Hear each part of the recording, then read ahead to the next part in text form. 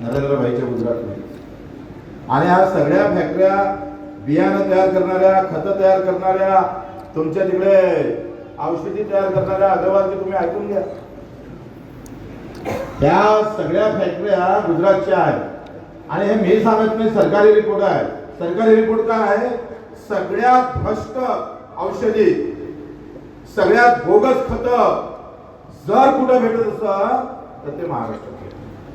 गुजरातमध्ये 1% सुद्धा बोगस बियाणं भेटत नाही.